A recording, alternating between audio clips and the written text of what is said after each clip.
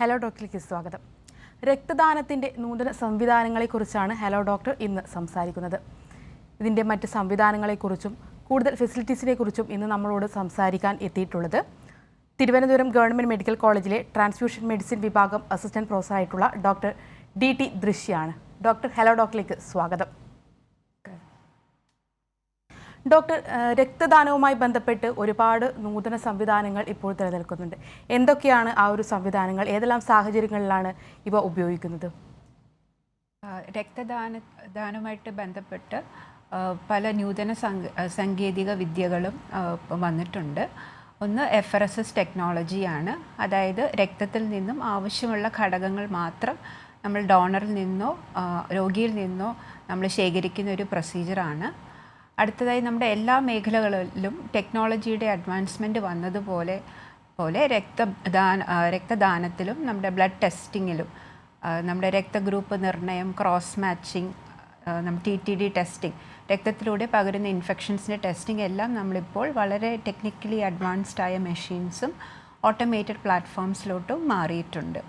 അതുപോലെ തന്നെ നമ്മൾ ഏറ്റവും കൂടുതൽ നേട്ടം കൈവരിച്ചിരിക്കുന്നത് നമ്മുടെ cancer, multiple myeloma, leukaemia, lymphoma എന്നീ ക്യാൻസറിൻ്റെ ട്രീറ്റ്മെൻറ്റ് മൊഡാലിറ്റി ആയ peripheral blood stem cell collection എന്ന പ്രൊസീജിയറാണ്. അതായത് നേരത്തെ നമ്മൾ മജ്ജയിൽ നിന്നാണ് നമ്മൾ സ്റ്റെം സെൽസ് കളക്ട് ചെയ്തിരുന്നത്. ഇപ്പം നമുക്ക് രക്തത്തിൽ നിന്ന് തന്നെ നമുക്ക് സ്റ്റെം സെൽസ് FRSS ടെക്നോളജി വഴി കളക്ട് ചെയ്ത് നമുക്ക് രോഗിക്ക് ട്രീറ്റ്മെൻറ്റായിട്ട് നൽകാൻ സാധിക്കുന്നു. അടുത്തത് നമുക്ക് അംബിലിക്കൽ കോർഡ് ബ്ലഡ് ബാങ്കിങ്, അതായത് കുഞ്ഞ് ജനിച്ചതിന് ശേഷം നമ്മൾ ആ മറുപിള്ളയും പൊക്കിൾ കൊടിയിൽ നിന്നുള്ള രക്തം ഒരു 120 ml രക്തം നമുക്കെടുത്ത് കോൾഡ് ടെമ്പറേച്ചറിൽ നമുക്ക് 20 വർഷം വരെ നമുക്ക് സ്റ്റോർ ചെയ്യാം. ഇതിൻ്റെ ഇടയിൽ എന്തെങ്കിലും ക്യാൻസർ രോഗമോ ജനിത അസുഖമോ കണ്ടുപിടിക്കുകയാണെങ്കിൽ നമുക്കത് ട്രീറ്റ്മെൻറ്റിനായിട്ട് ഉപയോഗിക്കാം. അടുത്തത് മോളിക്കുലാർ ബ്ലഡ് ഗ്രൂപ്പിംഗ് ആണ്. നമ്മൾ ഇതുവരെയ്ക്കും നമ്മളെ രക്തത്തിൽ നിന്ന് തന്നെ നമ്മുടെ സിറോളജി വഴിയാണ് നമ്മൾ രക്തഗ്രൂപ്പുകൾ നിർണ്ണയിച്ചിരുന്നത്. ഇപ്പോൾ നമുക്ക് PCR പോലുള്ള ടെക്നിക്സ് അവൈലബിൾ ആണ്. ജീൻ സീക്വൻസിങ് വഴി ഉപഗ്രൂപ്പുകൾ നമുക്ക് കണ്ടുപിടിക്കാൻ സാധിക്കുന്നു. അടുത്തത് നമുക്ക് റീജനറേറ്റീവ് മെഡിസിൻ, അതായത് പ്ലേറ്റ്ലെറ്റ് റിച്ച് പ്ലാസ്മ തെറാപ്പി നമുക്ക് എല്ലാവർക്കും പരിചിതമാണ്. ഇപ്പോൾ ഓർത്തോപെഡിക്സിൽ സ്കിൻ, എല്ലാ ഡെൻറ്റൽ, ഇവിടെയെല്ലാം നമ്മളിത് അധികമായി നമ്മൾ ഉപയോഗിച്ച് വരികയാണ്. നമ്മുടെ ആർത്രൈറ്റിസ് പോലുള്ള കണ്ടീഷൻ, എല്ലിൻ്റെ തേയ്മാനം പോലുള്ള കണ്ടീഷൻസിൽ നമ്മൾ കണ്ടുവരുന്നത്, സർജറി വേണ്ടി വരുന്ന കണ്ടീഷൻസിൽ പോലും നമ്മൾ PRP, അതായത് പ്ലേറ്റ്ലെറ്റ് നമ്മൾ രക്തത്തിൽ നിന്നും കളക്ട് ചെയ്ത് ഇഞ്ചെക്റ്റ് ചെയ്യുന്നൊരു പ്രൊസീജിയറാണ്. ഇതുകൊണ്ട് പേഷ്യൻ്റ് വളരെ പെയിൻ റിലീഫും ഡിസബിലിറ്റിയും എല്ലാം വളരെയധികം കുറയ്ക്കാൻ സാധിക്കുന്നുണ്ട്. അടുത്തത് നമ്മുടെ CAR T-സെൽ തെറാപ്പി, ഒരു പുതിയൊരു ക്യാൻസർ ട്രീറ്റ്മെൻ്റ് ആണ്. അതായത് രോഗിക്ക് റെക്കറൻ്റ് ആയിട്ട് ക്യാൻസർ വരുന്ന അവസ്ഥയിൽ അല്ലെങ്കിൽ കീമോതെറാപ്പി കൊണ്ട് പേഷ്യൻ്റ് റെസ്പോൺസ് കിട്ടുന്നില്ല എങ്കിൽ പേഷ്യൻ്റിൽ നിന്ന് തന്നെ നമ്മൾ ലിംഫോസൈറ്റ്സ് കളക്ട് ചെയ്തൊരു കൈമറിക് ആൻറ്റിജൻ റിസപ്റ്ററുമായിട്ട് ബൈൻഡ് ചെയ്ത് രോഗിയിൽ നമ്മൾ തിരിച്ചു കയറ്റി അത് ക്യാൻസർ സെൽസിനെ നശിപ്പിക്കുന്നു. ഇവയൊക്കെയാണ് പുതിയ നൂതന ടെക്നോളജീസ്. വ്യക്തമാണ് ഡോക്ടർ. അതുപോലെ തന്നെ നമ്മൾ രക്തം നൽകുന്നതിലും അതുപോലെ തന്നെ ട്രാൻസ്ഫ്യൂഷൻ ചെയ്യുന്നതിലുമൊക്കെ പുതിയ സംവിധാനങ്ങളുണ്ട്. അതെന്താണ്? നമുക്ക് പണ്ട് നമുക്ക് ഹോൾ ബ്ലഡ് ട്രാൻസ്ഫ്യൂഷൻ ഒരു കൺസെപ്റ്റ് ആയിരുന്നു. അതായത് വാറിൻ്റെ സമയത്ത് നമ്മൾ പെട്ടെന്ന് കൊടുക്കാൻ വേണ്ടി നമ്മളൊരു 350-450 ml നമ്മൾ രക്തത്തിൽ നിന്നും നമ്മുടെ ബോഡിയിൽ നിന്നും എടുത്ത് രക്തം കട്ടുപിടിക്കാത്ത ആൻറ്റി കോയാഗുലൻ്റുമായിട്ട് മിക്സ് ചെയ്താണ് നമ്മൾ കൊടുത്തിരുന്നത്. ഇപ്പോൾ നമ്മൾ അവിടെ നിന്ന് നമ്മൾ കമ്പണൻറ്റ് തെറാപ്പി എറയിലോട്ടാണ് വന്ന് നിൽക്കുന്നത്. അതായത് പേഷ്യൻറ്റിന് എന്താണ് ആവശ്യം, ഇപ്പം ചുമന്ന രക്താണുക്കളാണ് കുറവെങ്കിൽ നമ്മൾ PRC ട്രാൻസ്ഫ്യൂഷൻ മാത്രം കൊടുക്കുന്നു. പ്ലേറ്റ്ലെറ്റ് ആണ് ആവശ്യമെങ്കിൽ പ്ലേറ്റ്ലെറ്റ് തെറാപ്പി മാത്രം കൊടുക്കുന്നു. ഇത് കാരണം ബാക്കിയുള്ള സൈഡ് ഇഫക്ട്സ് അല്ലെങ്കിൽ പ്ലാസ്മ കൊടുക്കുമ്പോൾ ഉണ്ടാകുന്ന അലർജിക് റിയാക്ഷൻസ് കുറയ്ക്കാൻ സാധിക്കുന്നു.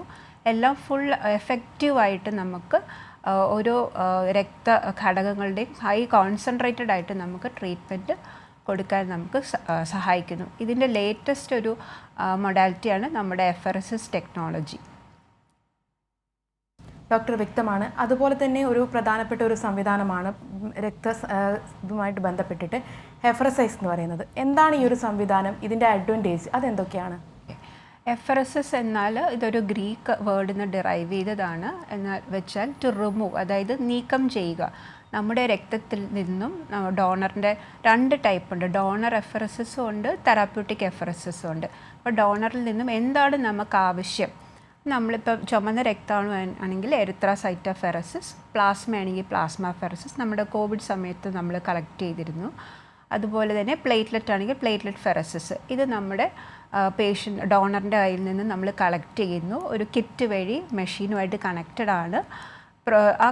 എന്താണ് നമ്മുടെ ആവശ്യ ഘടകം അത് മാത്രം കളക്ട് ചെയ്തിട്ട് ബാക്കി നമുക്ക് ആവശ്യമില്ലാത്ത ഘടകം രോഗിയിലോ നമ്മുടെ ഡോണറിലോ തന്നെ തിരിച്ച് കയറ്റുന്ന ഒരു പ്രൊസീജിയറാണ് നമ്മുടെ എഫറസിസ് എന്ന് പറഞ്ഞ പ്രൊസീജിയർ. പേഷ്യൻസിൽ നമ്മൾ ചെയ്യുന്നത് ഇപ്പോൾ അവർക്ക് വേണ്ടാത്ത ഒരു അൺവാണ്ടഡ് ആൻറ്റിബോഡി അല്ലെങ്കിൽ ഇമ്മ്യൂണോഗ്ലോബുലിൻ, TTP എന്ന കണ്ടീഷൻസ്, GBS അങ്ങനെയുള്ള കണ്ടീഷൻസിൽ high level cholesterol, drugs, toxins, liver failure അങ്ങനെയുള്ള കണ്ടീഷൻസിലെല്ലാം നമ്മൾ ആവശ്യമില്ലാത്ത ഘടകം നീക്കുകയും ഇപ്പോൾ ആവശ്യം അവർക്ക് ഉള്ള ഒരു ഘടകം ഇല്ല എങ്കിൽ നമുക്ക് ഈ പ്രൊസീജിയർ വഴി നമുക്ക് അവർക്ക് രക്തം ആവശ്യമുള്ള ഘടകം അവർക്ക് കൊടുക്കാനും സഹായിക്കുന്നു.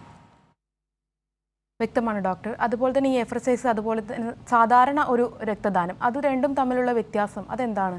ഓക്കെ, നമ്മുടെ സാധാരണ രക്തദാന ഡൊണേഷൻ നമ്മുടെ ഡോണറിൻ്റെ കയ്യിൽ നിന്ന് നമ്മളൊരു 350 ml 450 ml മാത്രം നമ്മൾ എടുക്കുന്നു. അതിൽ നമുക്ക് കിട്ടുന്ന ഘടകങ്ങളും നമ്മൾ നമുക്ക് കുറവാണ്. അത് കാരണം ഇപ്പോൾ അതിൽ നിന്ന് നമ്മൾ ഉണ്ടാക്കുന്ന പ്ലേറ്റ്ലെറ്റ് ഒരു 50 ml ആയിരിക്കും. അത് നമ്മളൊരു രോഗിക്ക് കൊടുക്കുമ്പോൾ 5000 തൊട്ട് 10,000 വരെയാണ് നമ്മുടെ കൗണ്ട് കൂടുന്നത്. അതേസമയം എഫറസിസിൽ നമുക്ക് ആവശ്യമുള്ള ഘടകം മാത്രം 250 ml വരെ കളക്ട് ചെയ്യാം. അത് കാരണം നമുക്ക് പേഷ്യൻറ്റിന് കൊടുക്കുമ്പോൾ നമുക്കൊരു 35,000 തൊട്ട് 50,000 വരെയാണ് കൗണ്ട് കൂടുന്നത്. ഇതാണ് ഇതിൻ്റെ അഡ്വാൻറ്റേജ്. നമുക്ക് ഫുൾ എഫക്റ്റീവ് ഹൈ കോൺസെൻട്രേറ്റഡ് ആയിട്ടുള്ള നമ്മുടെ മരുന്ന് ഫുൾ ഡോസിൽ നമുക്ക് പേഷ്യൻറ്റിന് കൊടുക്കാൻ പറ്റുന്നു. പിന്നെ നമ്മുടെ ഡോണറിൻ്റെ റിക്വയർമെൻറ്റ്സ് എന്ന് വെച്ചാൽ 18-നും 60 വയസ്സിനും ഇടയ്ക്കായിരിക്കണം, 50 കിലോയിൽ കൂടുതൽ ഉണ്ടായിരിക്കണം, ഒരു പ്രാവശ്യമെങ്കിലും നേരത്തെ ഒരു സാധാരണ ഡൊണേഷൻ ചെയ്തിട്ടുണ്ടായിരിക്കണം. ഇപ്പോൾ ആസ്പിരിൻ എന്തെങ്കിലും കഴിക്കുന്ന ഡോണർ ആണെങ്കിൽ നമ്മൾ ആസ്പിരിൻ നിർത്തിയിട്ട് 72 മണിക്കൂറിന് ശേഷം മാത്രമേ നമുക്ക് രക്തം എടുക്കാൻ പറ്റുകയുള്ളൂ. പിന്നെ നല്ല വെയിൻ നല്ല പേറ്റൻ്റ് ആയിരിക്കണം. എന്ന് വെച്ചാൽ നമ്മുടെ ഡ്രോയും റിട്ടേണും എല്ലാം നമ്മൾ മെഷീനിൽ കളക്ട് ചെയ്യുന്നതായതുകൊണ്ട് വളരെ ഈസി ആയിട്ട് കിട്ടാൻ വേണ്ടി നമുക്ക് നല്ല വെയിൻ നോക്കും. അതുപോലെ തന്നെ പ്ലേറ്റ്ലെറ്റിൻ്റെ കൗണ്ട് നമ്മൾ നിർണ്ണയിക്കും. അത് 1.5 ലക്ഷത്തിന് മുകളിൽ വേണം നമ്മൾ പ്രൊസീജിയർ ചെയ്യുന്നതുകൊണ്ട്. ബാക്കി നമ്മൾ 5 ടെസ്റ്റുകൾ നമ്മൾ രക്തത്തിലൂടെ പകരുന്ന ഇൻഫെക്ഷൻ ടെസ്റ്റിങ് നമ്മൾ ടെസ്റ്റ് ചെയ്തിട്ടാണ് നമ്മൾ ഡോണറിനെ സെലക്ട് ചെയ്യുന്നത്. ഒരു പ്ലേറ്റ്ലെറ്റ് ഫെറസിസ് ഡൊണേറ്റ് ചെയ്താൽ ഡോണറിന് 48 മണിക്കൂറിന് ശേഷം വീണ്ടും അടുത്ത രക്തം ഡൊണേറ്റ് ചെയ്യും. പക്ഷെ നമ്മുടെ ഹോൾ ബ്ലഡ് ആണെങ്കിൽ നമുക്ക് 3 മാസം, പുരുഷന്മാർക്ക് 3 മാസവും സ്ത്രീകൾക്ക് 4 മാസം കഴിഞ്ഞ് നമുക്ക് ഡൊണേറ്റ് ചെയ്യാൻ പറ്റുകയുള്ളൂ. ആഴ്ചയിൽ 2 പ്രൊസീജിയറും ഒരു വർഷത്തിൽ 24 പ്രൊസീജിയറുമാണ് നമുക്ക് പ്ലേറ്റ്ലെറ്റ് ഫെറസിസിൽ നമുക്ക് ചെയ്യാൻ പറ്റുന്നത്. ഇതുപോലെ തന്നെ നമുക്ക് പ്ലാസ്മയും കളക്ട് ചെയ്യാം. നമ്മൾ കണ്ടു കോവിഡ് സമയത്ത് കോവിഡ് വന്ന് മാറിയ രോഗികളിൽ നിന്ന് നമ്മൾ ഹൈ ടൈറ്ററായിട്ടുള്ള കോവിഡ് എടുത്തു. സിവിയർ കോവിഡ് ഡിസീസുള്ള പേഷ്യൻസിൽ നമുക്ക് ട്രീറ്റ് ചെയ്യാൻ വേണ്ടി നമ്മൾ പ്രതിരോധിക്കാൻ വേണ്ടി നമ്മൾ ഉപയോഗിച്ചിരുന്നു. അപ്പോൾ അതിൽ നമ്മൾ പ്രോട്ടീൻ ലെവൽസൊക്കെ നോക്കും.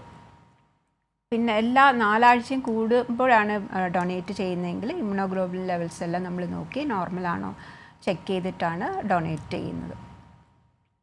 ഡോക്ടർ വ്യക്തമാണ്. ഇപ്പോൾ നമ്മളോടൊപ്പം ഒരു പ്രേക്ഷകൻ കൂടി ചേരുന്നുണ്ട്. കോഴിക്കോട് നിന്നും ഉണ്ണികൃഷ്ണനാണ്. ഉണ്ണികൃഷ്ണൻ ഡോക്ടറോട് ചോദിച്ചോളൂ. ഹലോ. ഹലോ. ഇത് കോഴിക്കോട് ഉണ്ണികൃഷ്ണൻ എന്നാലാണ്. മോൾക്ക് 24 വയസ്സായി. അപ്പൊ ബ്ലഡിന്റെ ഇടയ്ക്കിടയ്ക്ക് കുറവ് വരുന്നുണ്ട്. അപ്പൊ എന്നാലും ഡോക്ടർക്ക് പോയപ്പോ പറഞ്ഞു ഇപ്പം കുഴപ്പമില്ല, മരുന്ന് കുടിച്ചാൽ വെജിറ്റബിളൊക്കെ കഴിച്ചാൽ മതി. 12 എത്രയോ പോയിന്റ് വരണം എന്ന് പറയുന്നുണ്ട്. ഇപ്പം 10 എത്രയോ ആണുള്ളത്. അതിന് മുന്നേ 6% വരെ ആയിപ്പോയി. അത് ഒരു 5-8 മാസം മുന്നേ. ഇപ്പം കഴിഞ്ഞ മാസം നമുക്ക് വേറെ ടെസ്റ്റ് ചെയ്തപ്പോൾ 10 പോയിന്റ് പറഞ്ഞു. അപ്പൊ അത് എന്തുകൊണ്ടാണ് ഇങ്ങനെ ബ്ലഡ് കുറയുന്നതെന്ന് അറിയാൻ വേണ്ടിയിട്ട് ഇടയ്ക്കിടയ്ക്ക് തലവേദനയും വരുന്നുണ്ട് മോക്ക്. 24 വയസ്സായ മോക്ക്. ഓക്കെ, നമുക്ക് പല കാരണങ്ങൾ കൊണ്ട് നമുക്ക് രക്തത്തിലെ നമ്മുടെ ചുമന്ന രക്താണുക്കൾ ഇപ്പോൾ കേട്ടപ്പോൾ ഹീമോഗ്ലോബിൻ്റെ അളവാണ് 10 ഇപ്പോൾ 6 ഇപ്പോൾ വീണ്ടും 10 നിൽക്കുന്നു എന്ന് പറയുന്നത്. നമുക്ക് സ്ത്രീകൾക്ക് പൊതുവേ ഹീമോഗ്ലോബിൻ നമുക്ക് വേണ്ടത് 11നും 14നും ഇടയ്ക്കാണ്. അപ്പോൾ നമുക്ക് ന്യൂട്രീഷണൽ ഡെഫിഷ്യൻസി, നമ്മൾ ആഹാരത്തിൽ നമ്മുടെ അയൺ കണ്ടൻറ്റ് അധികം എടുക്കുന്നില്ല എങ്കിൽ, അയൺ ഉള്ള റിച്ച് ആയിട്ടുള്ള ഫുഡ് നമ്മൾ എടുക്കുന്നില്ല,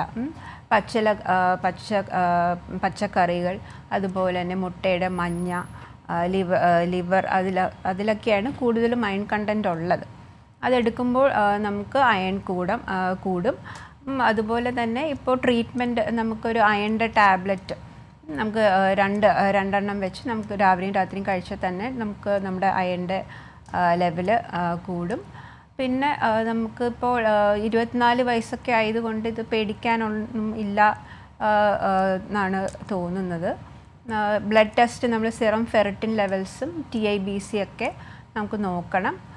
നമുക്കിനിയും ഇതുപോലെ വീണ്ടും കുറഞ്ഞ് 6 വരെയൊക്കെ എത്തുവാണെങ്കിൽ നമുക്ക് ഡീറ്റെയിൽഡായിട്ട് വേറെ എന്തെങ്കിലും ജനറ്റിക് ഡിസോർഡേഴ്സൊക്കെ ഉണ്ടോ എന്ന് നമുക്ക് നോക്കണം. പക്ഷേ ഇപ്പോൾ തൽക്കാലം ഇപ്പോൾ മെയിൻറ്റെയിൻ ചെയ്ത് പോകുന്നത് കൊണ്ട് നമുക്ക് അയണിൻ്റെ ഗുളികയൊക്കെ കഴിച്ച് തന്നെ നമുക്ക് കൺട്രോൾ ചെയ്യാവുന്നതാണ്. ഡോക്ടർ, പ്രേക്ഷകന് വ്യക്തമായെന്ന് കരുതുന്നു. ഡോക്ടർ, നമ്മളോടൊപ്പം വീണ്ടും ഒരു പ്രേക്ഷകൻ കൂടി ചേരുകയാണ്. ബാലരാമപുരത്ത് നിന്നും ശരത്താണ്. ശരത്, ഡോക്ടറോട് ചോദിച്ചോളൂ. ഹലോ, നമസ്കാരം. ഹലോ. ഞാൻ ശരത്ത് ബാലനടത്തുന്നതാണ്. അപ്പോൾ നമ്മൾ ഈ രക്തം ദാനം ചെയ്യുന്നതിന് ഏതൊക്കെ തരത്തിലുള്ള ടെസ്റ്റാണ് പരിശോധിക്കേണ്ടത്? അതേപോലെ തന്നെ നമ്മളെ ആരോഗ്യം, പിന്നെ വെയിറ്റ് ഒക്കെ പരിശോധിച്ചിട്ടാണോ രക്തം കൊടുക്കേണ്ടത്? ഇങ്ങനെയുള്ള സംശയങ്ങൾ. നമുക്ക് നമ്മുടെ രക്തബാങ്കിൽ നമ്മൾ വരുമ്പോഴത്തേക്ക് നമ്മൾ ഹീമോഗ്ലോബിൻ ടെസ്റ്റ് ചെയ്യും. 12.5 ഗ്രാം പെർ ഡെസിലിറ്റർ മുകളിൽ വേണം. വെയിറ്റ് നമുക്ക് 45 കിലോയ്ക്ക് മുകളിലാണ്. നമ്മൾ 350 ml ആണെങ്കിൽ നമുക്ക് 45 കിലോഗ്രാമിന് മുകളിൽ വേണം. 450 ml ആണ് ബ്ലഡാണ് കളക്ട് ചെയ്യുന്നതെങ്കിൽ 55 കിലോഗ്രാം മുകളിൽ തൂക്കം വേണം. വേറെ നമ്മൾ നന്നായിട്ട് ഉറങ്ങിയിരിക്കണം. 6 മണിക്കൂർ കണ്ടിന്യൂസ് ആയിട്ട് ഉറക്കം വേണം. ഒരു 4 മണിക്കൂറിനകം നമ്മൾ ആഹാരം കഴിച്ചിരിക്കണം. വേറെ ആരോഗ്യം, നല്ല ആരോഗ്യമുള്ളവർക്ക് മാത്രമേ രക്തം ദാനം ചെയ്യുള്ളൂ, അങ്ങനെ എന്തെങ്കിലും ഉണ്ടാവും? അങ്ങനെ നമുക്ക് ആ ദിവസം നമ്മൾ ആരോഗ്യവാനായിരിക്കണം. പിന്നെ എന്തെങ്കിലും അസുഖം ഉണ്ടെങ്കിൽ തന്നെ ഇതൊക്കെ കൺട്രോൾഡ് ആണ്. നമ്മൾ മരുന്ന് എന്തെങ്കിലും കഴിക്കുകയാണെങ്കിലും ചില അസുഖം, ഇപ്പം ഹൈപ്പർ ടെൻഷനോ, നമ്മളൊരു 28 ദിവസമായിട്ട് നമ്മളത് കൺട്രോൾഡ് ആണ്, വേറെ മരുന്ന് മാറ്റിയിട്ടില്ല, അതിൻ്റെ ഡോസൊന്നും മാറ്റിയിട്ടില്ല എങ്കിൽ നമുക്ക് ഓരോ കണ്ടീഷനും ക്രൈറ്റീരിയകളുണ്ട്. ആ സമയത്ത് നമ്മൾ ഹെൽത്തി ആയിരിക്കണം. ഇപ്പോൾ എന്തെങ്കിലും റെസ്പിറേറ്ററി ഇൻഫെക്ഷനോ ഒക്കെ ഉണ്ടെങ്കിൽ നമ്മളൊരു 14 ദിവസം കഴിഞ്ഞാണ് നമ്മൾ എടുക്കുന്നത്. ഈ തൈറോയിഡിന്റെ പ്രശ്നമുള്ളതിന് ഗുളിക കഴിച്ചുകൊണ്ടിരിക്കുന്നത്, അങ്ങനെയുള്ള പ്രശ്നം കുഴപ്പമില്ലല്ലോ? തൈറോയിഡിൻ്റെ ഗുളിക കഴിക്കുമ്പോഴത്തേക്ക് നമ്മളിപ്പം നമ്മൾ ആ സമയത്ത് നമുക്ക് ഹൈപ്പോ തൈറോയിഡിസോ ഹൈപ്പർ തൈറോയിഡിസോ ഉണ്ടെങ്കിൽ നമ്മൾ എടുക്കില്ല. അത് എന്തിനാണ് കഴിക്കുന്നതെന്ന് നമ്മൾ നോക്കും. ഇപ്പം നമുക്ക് അത് പറഞ്ഞതുപോലെ hypo thyroidism, hyper thyroidism, malignant ആയിട്ടുള്ളത്, പിന്നെ തൈറോടോക്സിക്കോസിസ് എന്നൊക്കെ പറയും. ഇങ്ങനത്തെ ഉള്ള കണ്ടീഷനാണ് കഴിക്കുന്നതെങ്കിൽ നമുക്ക് എടുക്കാൻ പറ്റില്ല. അല്ലാതെ നമ്മൾ വേറെ വൈറൽ തൈറോയിഡൈറ്റിസ് എന്നൊക്കെ പറയും, വൈറൽ ഇൻഫെക്ഷൻ വന്നിട്ടുള്ള ഇൻഫെക്ഷനാണ്, തൈറോയിഡ് ആണ്, നോർമൽ തൈറോയിഡ് ആണെങ്കിൽ നമുക്ക് ഡൊണേറ്റ് ചെയ്യാം. പ്രേക്ഷകന് വ്യക്തമായെന്ന് കരുതുന്നു. ഡോക്ടർ, നമ്മൾ രക്തദാന രീതിയിലുള്ള എഫറസിസ് സംവിധാനത്തെക്കുറിച്ചാണ് നമ്മൾ സംസാരിച്ചുകൊണ്ടിരുന്നത്. ആർക്കൊക്കെ ഈ രീതിയിലുള്ള രക്തദാന ഘടകങ്ങൾ ദാനം ചെയ്യാൻ കഴിയും? നമുക്ക് നേരത്തെ പറഞ്ഞതുപോലെ നമുക്ക് 18നും 60 വയസ്സിനും 50 കിലോയ്ക്ക് മുകളിലുള്ളവർക്ക് നമുക്ക് എഫറസിസ് ഡൊണേറ്റ് ചെയ്യാം. RBC ആണ്, നമ്മൾ ചുമന്ന രക്താണുവാണ് കൊടുക്കുന്നതെങ്കിൽ ഹീമോഗ്ലോബിൻ്റെ അളവ് കുറച്ചും കൂടെ കൂടുതലാണ്, 14 ഗ്രാം പെർ ഡെസിലിറ്റർ വേണം. പ്രോട്ടീൻസ് നമ്മൾ പ്ലാസ്മയാണ് കൊടുക്കുന്നതെങ്കിൽ serum protein gram 6 gram per ഡെസിലിറ്ററിന് മുകളിലായിരിക്കണം.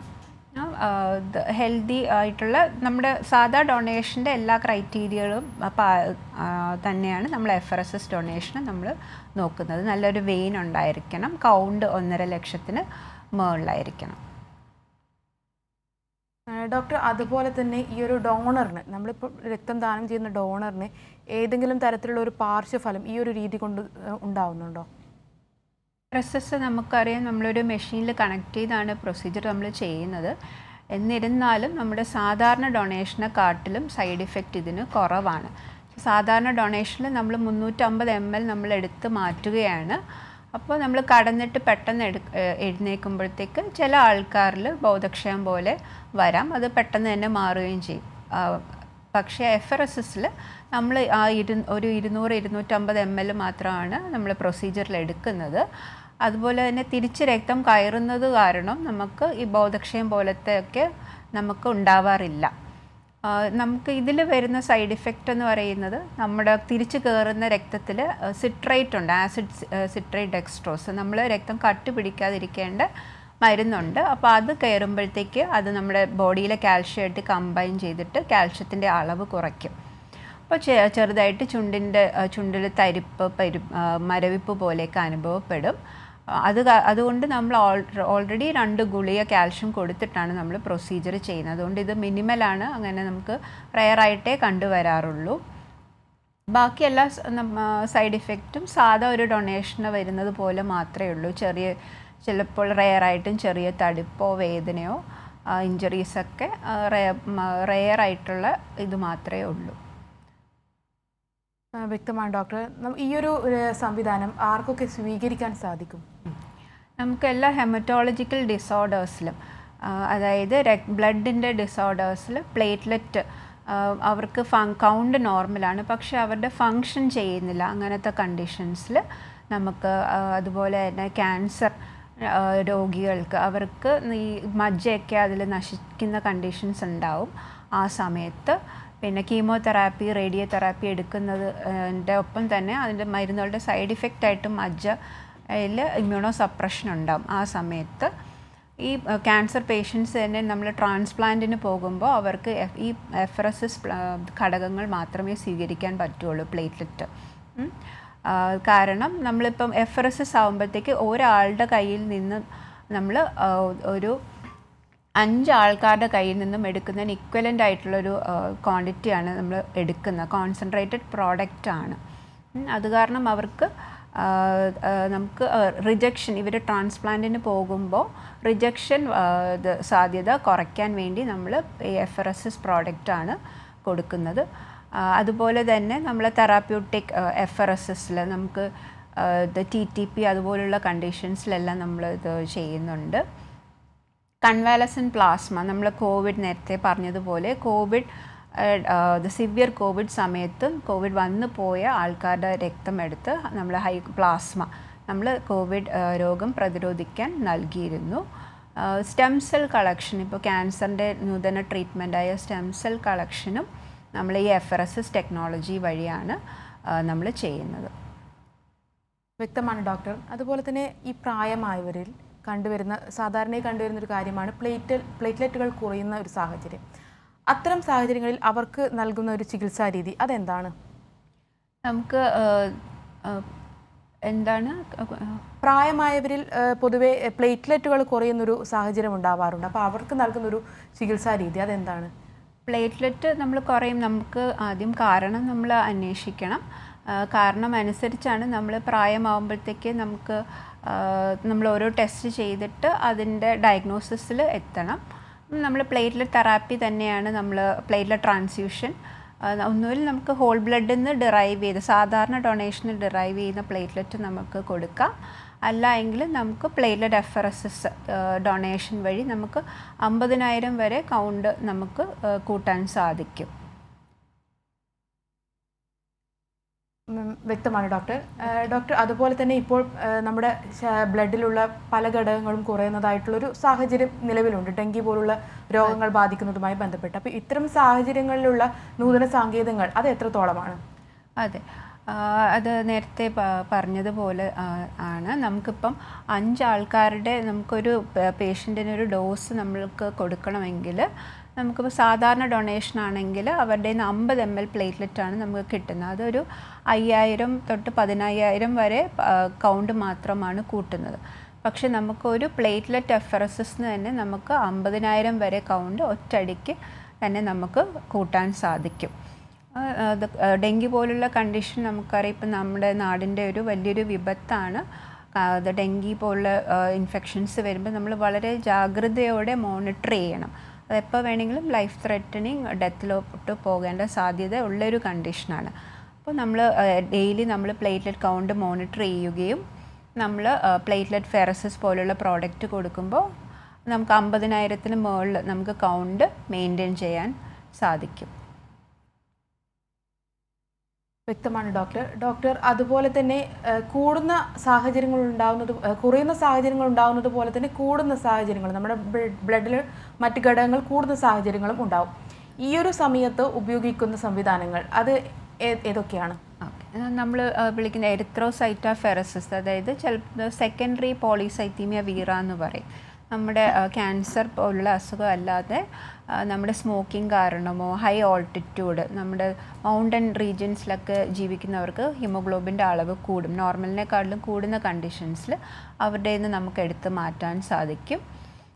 അതുപോലെ തന്നെ ഹീമോക്രോമറ്റോസിസ്, ഹെറിഡിറ്ററി ഹീമോക്രോമറ്റോസിസ്, അയണിൻ്റെ ഓവർലോഡ് കൂടുന്ന കണ്ടീഷൻസിൽ അവർക്ക് നമ്മൾ അയൺ എല്ലാ ഓർഗൻസിലും ഡെപ്പോസിറ്റ് ചെയ്ത് അതിനെ തകരാറിലാക്കും. അപ്പം നമ്മൾ അവർക്കും അവരുടെ ബോഡിയിൽ നിന്നും നമ്മൾ റെഡ് ബ്ലഡ് സെൽസ്, ചുമന്ന രക്താണുക്കൾ നീക്കം ചെയ്യേണ്ട ആവശ്യം വരുമ്പോൾ നമുക്ക് ഈ സ്റ്റെം സെൽ നമുക്ക് ഈ എറിത്രോസൈറ്റോഫെറസിസ് പ്രൊസീജിയർ വഴി നമുക്ക് 2 യൂണിറ്റോളം ബ്ലഡ് നമുക്ക് എടുത്ത് നീക്കം ചെയ്യാവുന്നതാണ്.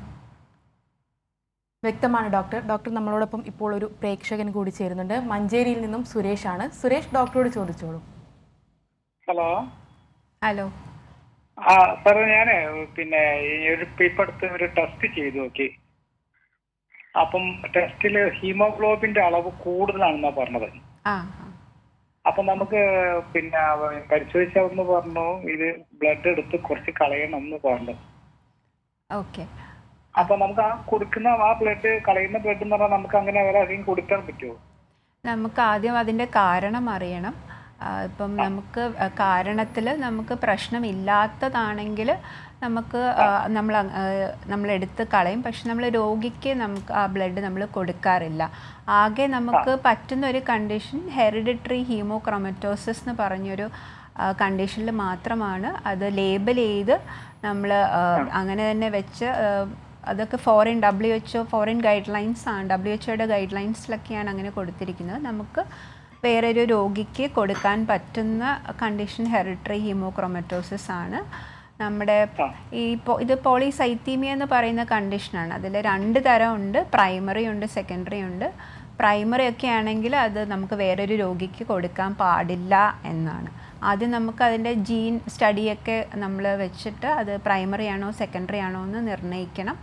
അതിനനുസരിച്ചായിരിക്കും നമുക്ക് നമ്മളതിൻ്റെ ട്രീറ്റ്മെൻറ്റും കാര്യങ്ങളും. പ്രൈമറി ആണെങ്കിൽ നമ്മൾ ഡെഫിനിറ്റ് കോൺട്രാ ഇൻഡിക്കേഷനാണ്, അതെടുത്ത് നമുക്ക് വേറെ രോഗിക്ക് കൊടുക്കാൻ പറ്റില്ല. ഡോക്ടർ, പ്രേക്ഷകനെ വ്യക്തമായെന്ന് കരുതുന്നു. ഡോക്ടർ, നമ്മളോടൊപ്പം വീണ്ടും ഒരു പ്രേക്ഷകൻ കൂടി ചേരുന്നുണ്ട്. മഞ്ചേരിയിൽ നിന്ന് തന്നെ ഒരു മുഹമ്മദാണ്. മുഹമ്മദ്, ഡോക്ടറോട് ചോദിച്ചോളൂ.